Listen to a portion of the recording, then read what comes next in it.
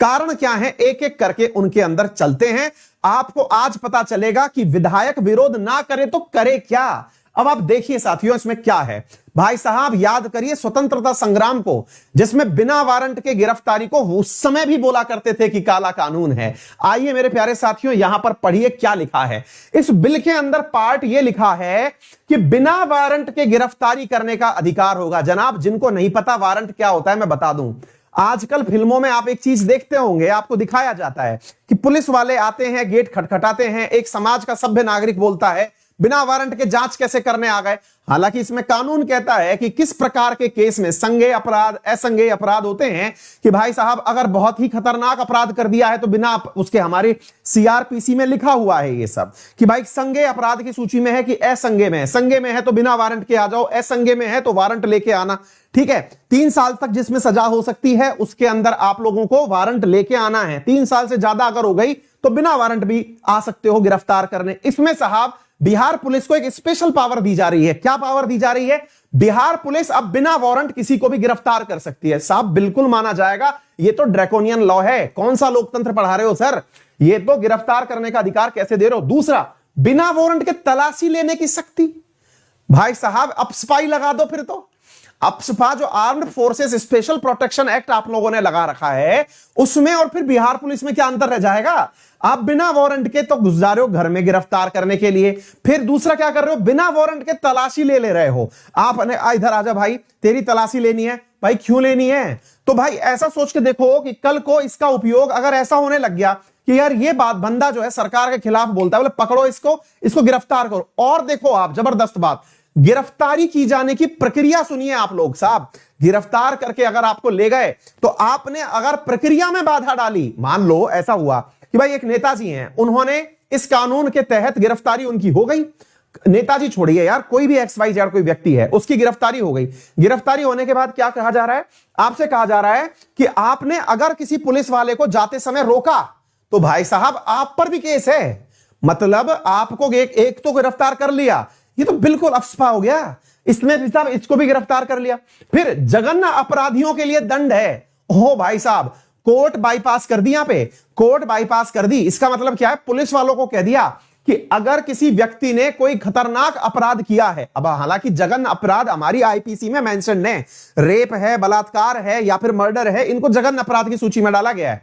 बोले इनके केस में पुलिस ही दंड दे लेगी। ओ भाई साहब, फिर कोर्ट की क्या जरूरत है? कोर्ट बंद कर दो। फिर आप ही लोग अगर दंड दे दोगे तो कोर्ट की क्या जरूरत है? नेक्स्ट है न्यायालय द्वारा अपराध का संज्ञान लेने की प्रक्रिया। इसमें क्या हो रहा है?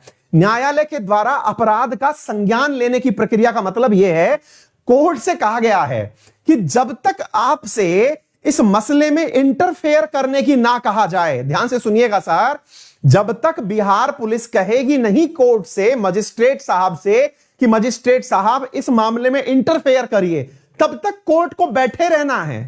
यार बना क्या रहे हो? आजाद कर रहे हो कि गुलाम कर रहे हो? यार ये आजादी के समय भी नहीं था ये सब। तो आजादी के स्वतंत्रता संग्राम में स्वतंत्रता सेनानी इस मुद्दे को लेकर बाहर सड़क पे उतर जाते थे। हैं?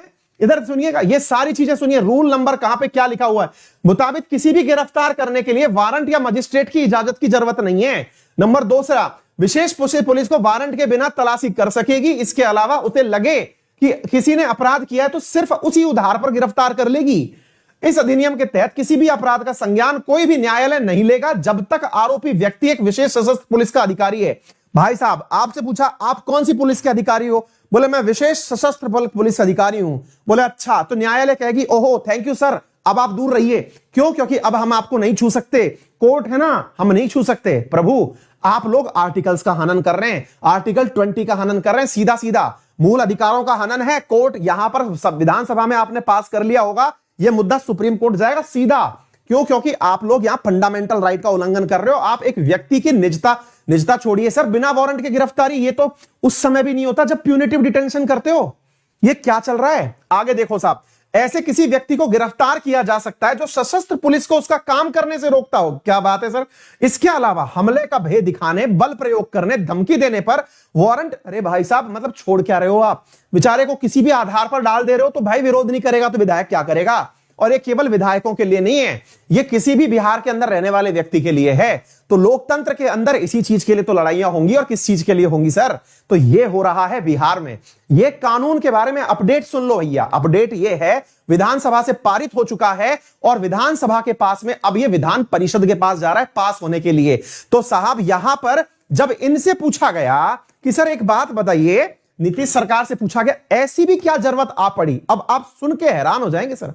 बिहार के बारे में नीतीश सरकार का कहना है कि सर क्या है ना कि बिहार अब ग्रो कर रहा है, बिहार ग्रो कर रहा है, तो यहां पर हमें टेंशन है कि यहां पर किसी भी प्रकार से प्रशासनिक लापरवाही के कारण मुसीबत हो सकती है। तो भाई साहब आपका राज्य ग्रो कर रहा है, समझ में आ गया, लेकिन इंडिया के कौन से राज्य से आगे निकल के टॉप पर पहुंच गया है जहां ऑलरेडी ऐसा कानून है? उन्होंने ग्रो करने के लिए पहले ऐसा कानून बनाया, फिर इन्होंने ग्रो किया। ऐसा क्या कर दिया महाराज आपने? तो जनाब बात यह है कि इनका कहना है कि हम तो ग्रो कर रहे हैं, ग्रो करने के लिए हमें जरूरी है। बोले भाई बहुत सही कर रहे हो यार आप लोग। अच्छा, इसके बाद में अब क्या होता है, विपक्ष क्या स्टैंड ले रहा है वो सुनिए। देखिए विपक्ष की गलती क्या थी, किसी को भी इस प्रकार से कस्टडी में लेना, या फिर जैसा वो कह रहा है स्पीकर कि भाई मुझे विधायकों ने बंधक बना लिया, तो गलत है। दूसरा, वीडियोग्राफी करना गलत है। इसी प्रकार से पुलिस का उपयोग विधानसभा के वेल में करना भी गलत है। हालांकि ये सारी बातें किसमें लिखी हुई हैं? बिहार विधानमंडल की जो नियमावली है उसमें ऑलरेडी ये चीजें मेंशन है कि ऐसा नहीं करना चाहिए, किया गया है, जो कि पूरी तरह गलत है। ठीक है, तो अब क्या होगा? वर्तमान में विपक्ष का कहना है यदि यह दिवस, यह कार्य हो गया तो इसे हम धिक्कार दिवस के रूप में मनाएंगे, क्योंकि पुलिस ने यहां पर लोकतंत्र की हत्या के खिलाफ हो रहे आंदोलन को दबाने का प्रयास किया। देखिए यह पॉलिटिकल तरीका हो सकता है, सीपीआईएम ने इसका आह्वान किया है, लेकिन पॉलिटिकल आंदोलन के बावजूद भी हम और आप भी इस बात को बहुत खूब से समझ पा रहे हैं कि कानून ऐसे हो जिसमें साफ सुथरा तरीके से यह लग रहा हो कि प्रोसीजर जो है ना वो न्यायालय को बाईपास ना करे। हालांकि न्यायालय को बाईपास करना अपने आप में न्यायिक पुनरावलोकन का विषय है, आप न्यायालय को ऐसे ही सीधे बाईपास नहीं कर सकते। ऐसा कोई भी कानून, आर्टिकल 13 कहता है कि ऐसा कोई भी कानून जिसमें आप कोई ऐसा प्रस्ताव, कानून, विधेयक या कोई भी अध्यादेश, आदेश पारित नहीं कर सकते जो मूल अधिकारों को कर्टेल करता हो। आप कर रहे हैं, ऐसी स्थिति में यह कानून तो जाना है सीधा, इसके ऊपर न्यायिक समीक्षा होगी, आप चाहे माने चाहे ना माने, ये जाएगा और कोई ना कोई लेके जाएगा। तो भाई साहब ये सारी बातें, इसके बाद ये विधानसभा के बाद विधान परिषद से भी पास हो गया है। जब विधानसभा और विधान परिषद से पास हो ही गया है तो अब गवर्नर महोदय के पास जाने की आवश्यकता बची है। गवर्नर इस पर साइन कर देगा, ये कानून बन जाएगा, गजट पेपर में पारित हो जाएगा तो ये कानून बन जाएगा।